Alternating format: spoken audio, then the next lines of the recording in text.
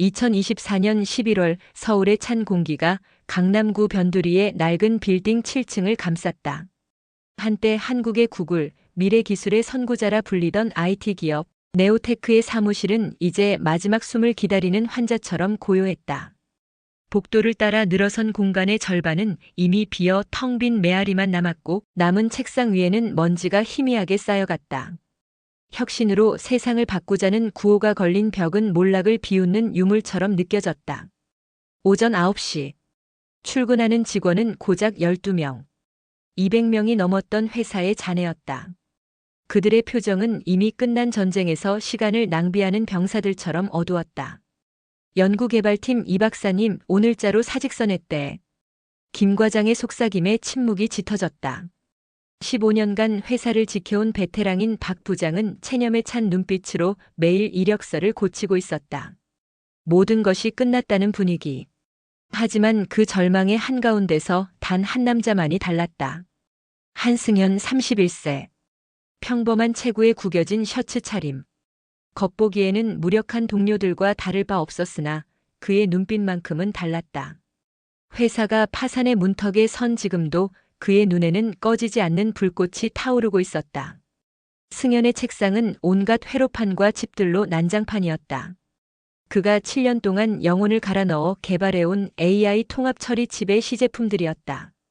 돋보기를 끼고 회로를 들여다보는 승현의 손끝은 마치 마법사와 같았다. 기존 칩보다 10배 빠른 연산 속도, 전력 소모는 15 수준. 이론적으로는 세상을 바꿀 혁명이었다. 승현 씨 정신 차려. 벌써 면접 2군데 잡았어. 이 회사의 미래는 없어. 정 대리가 다가와 초조하게 재촉했다. 하지만 승현의 머릿속에는 오직 자신의 칩이 만들어낼 미래만 가득했다. 이 작은 칩이 스마트폰에 들어가면 인류의 일상이 바뀌고 자율주행차에 적용되면 교통사고가 사라지고 의료진단 정확도가 기하급수적으로 올라갈 터였다. 그때 박 부장이 회의실 문을 열고 들어왔다. 그의 목소리는 무너져 내렸다. 김 사장님께 연락받았다. 이번 달 급여 지급이 불가능할 것 같다고. 그리고 더 충격적인 소식이 이어졌다. 주주총회에서 회사 매각이 결정될 예정이며 인수 의사를 밝힌 곳은 중국의 테크 기업이었다. 기술만 빼가고 한국 지사를 폐쇄하는 것으로 악명 높은 회사였다. 승현의 등에 식은땀이 흘렀다. 7년의 땀과 열정이 헐값에 외국으로 넘어간다는 절망감. 그는 무의식 중에 중얼거렸다. 안 됩니다. 이 기술 이대로 끝낼 수 없습니다. 동료들은 그를 미친 사람처럼 바라봤지만 승현의 머릿속에는 이미 위험하고 무모한 그러나 유일한 해결책이 떠오르고 있었다. 그날 밤 11시 네오테크 사무실은 승현 혼자였다. 모니터에는 네오테크의 주식 차트가 떠 있었다. 주가는 2년 전 최고가의 95%가 폭락한 1,200원. 시가총액은 고작 180억 원이었다. 승현은 계산기를 두드렸다. 회사 인수에 필요한 51%의 지분은 92억 원. 불가능한 숫자였다. 하지만 주가가 800원까지 떨어진다면 60억. 자신의 전 재산 3억 6,700만 원과 영혼까지 끌어모은 대출 한도 4억 7천만 원, 합계 8억 3,700만 원으로는 턱없이 부족했다. 그는 사고의 방향을 틀었다. 꼭 51%가 아니어도 된다.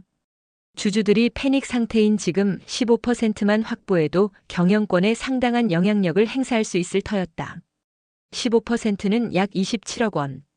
여전히 큰 돈이지만 주가가 더 떨어져 500원 수준이 된다면 희망이 있었다. 그때 뉴스 속보가 떴다. 네오테크의 3분기 실적은 매출 90% 급감, 영업손실 45억. 주가는 바닥을 뚫고 내려갈 게 분명했다. 절망적인 정보 속에서 승현의 눈이 번쩍 뜨였다. 뉴스 하단에 명시된 보유 특허 124건, 그중 핵심 기술 특허 23건. 그중 18건이 바로 승현 자신이 개발한 AI 칩 및 데이터 처리 알고리즘 특허였다. 승현은 관련 특허 거래 사례를 검색했다. 퀄컴, 딥마인드의 수십억 수천억 원대의 특허 가치 사례. 자신이 가진 특허만 최소 500억 원 이상의 가치를 지니고 있었다. 시가총액 180억 원은 기술 가치에 비하면 터무니없는 저평가였다. 승현은 확신했다. 이것은 투기가 아니라 오직 자신만이 아는 정확한 가치 투자였다. 그는 자신의 전 재산과 미래를 걸기로 결심했다. 다음 날 아침 6시. 승현은 굳은 얼굴로 출근했다. 출근길 지하철에서 네오테크 주가는 970원에 머물러 있었다. 15% 지분 확보에 필요한 돈은 22억 원. 사무실에 도착하자마자 그는 확보한 8억 3천만 원을 쏟아부어 주식을 매수하기 시작했다. 970원에서 시작해 950원까지 떨어지는 주가를 보며 그는 닥치는 대로 주식을 사들였다. 미쳤어, 한승현. 지금 회사 주식을 산다고. 뒤에서 이 광경을 목격한 정대리가 소리쳤다. 승현은 애써 침착함을 유지하며 계획이 있습니다. 이 회사는 죽지 않습니다라고 낮게 속삭였다. 일주일 후 승현이 확보한 지분은 127만 주 8.47%에 달했다. 투입 자금은 11억 원, 평가 손실은 이미 2억 3천만 원이었다. 하지만 승현은 주가가 750원까지 떨어지자 오히려 매수에 박차를 가했다. 주가가 떨어질수록 더 많은 지분을 싼 값에 확보할 수 있었기 때문이다. 그날 오후 김 사장이 전 직원을 소집했다. 떨리는 목소리로 그는 매각 절차를 공식화했다. 협상 중인 매각 가격은 시가총액에 약간의 프리미엄이 붙은 120억 원. 승현은 더 이상 참을 수 없었다. 매각이 현실화되면 자신의 7년 연구는 영원히 빛을 보지 못할 것이다. 그는 벌떡 일어섰고 모든 시선이 그에게 꽂혔다. 제가 이 회사를 인수하겠습니다. 회의실은 정적에 휩싸였다. 김 사장은 승현을 황당한 표정으로 바라봤다. 농담하나? 자네가? 승현은 스마트폰을 들어 주식 계좌를 보여주었다. 농담이 아닙니다. 저는 이미 회사 지분 8% 이상을 보유하고 있습니다. 그리고 앞으로도 계속 매입할 것입니다. 31세 연구원의 무모한 선전포고였다. 그날 밤 승현은 잠을 이루지 못했다. 120억 원이라는 불가능한 숫자에 맞서야 했다. 그는 보유 지분을 이용해 김 사장에게 단독 면담을 요청했다. 다음 날 저녁 승현은 김 사장과 마주 앉았다. 승현은 밤샘 작업으로 준비한 사업 계획서를 펼쳤다. 그는 자신의 계획이 허무맹랑하지 않다는 것을 증명해야 했다. 현재 제가 확보한 8%에서 시작해 단계적으로 지분을 늘려나가겠습니다. 부족한 자금은 특허 가치로 메울 수 있습니다. 승현은 자신이 개발한 18건의 핵심 특허 포트폴리오를 보여주며 그 가치가 수백억 원에 달함을 강조했다. 이 특허들을 담보로 투자를 유치하고 주식 교환 방식으로 지분을 확보할 계획이었다. 김 사장의 얼굴에는 회의감이 가득했다. 말로만 듣는 특허 가치가 무슨 소용인가? 승현은 마지막 카드를 꺼냈다.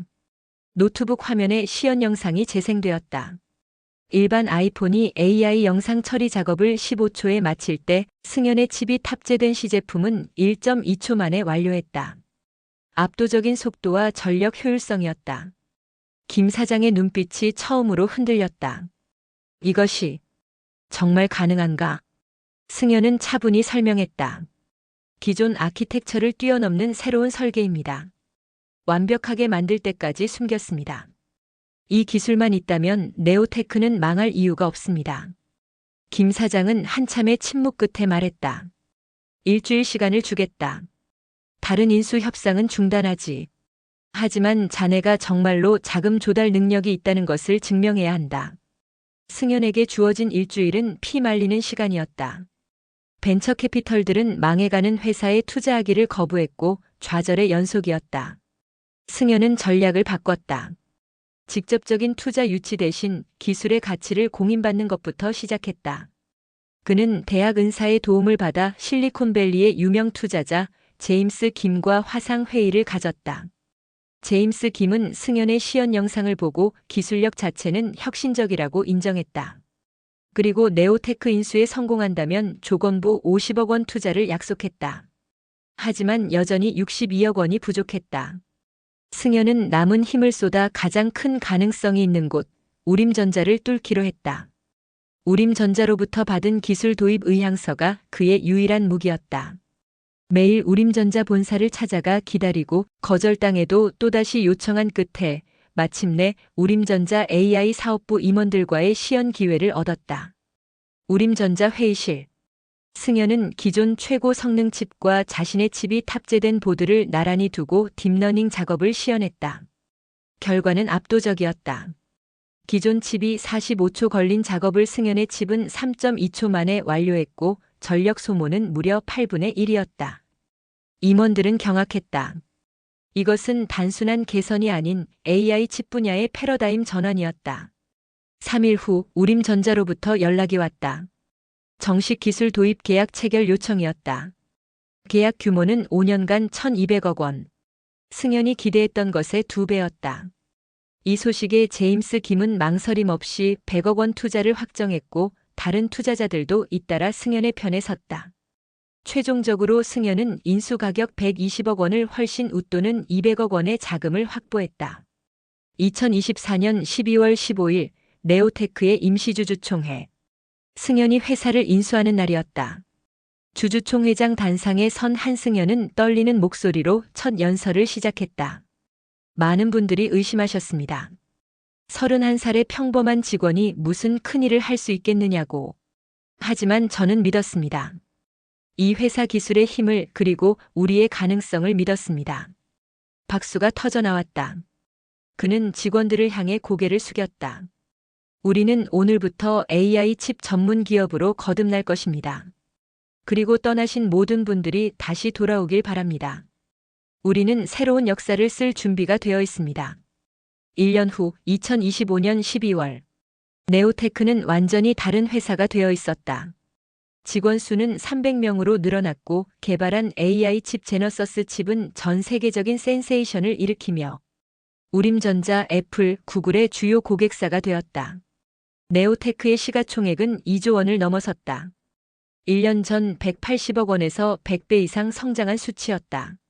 승현이 750원에 사들였던 주식은 주당 15만 원이 되어 있었다. 어느 날 저녁 승현은 새로 이사한 연구실에서 어머니의 메시지를 받았다. 아들아, 뉴스에서 봤어.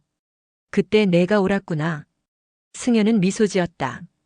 창밖의 서울 야경을 바라보며 그는 조용히 중얼거렸다. 때로는 미친 듯한 믿음이 세상에서 가장 합리적인 선택이 된다. 네오테크의 이야기는 이제 막 시작되었다. 그 시작은 한 남자의 흔들리지 않는 믿음이었다.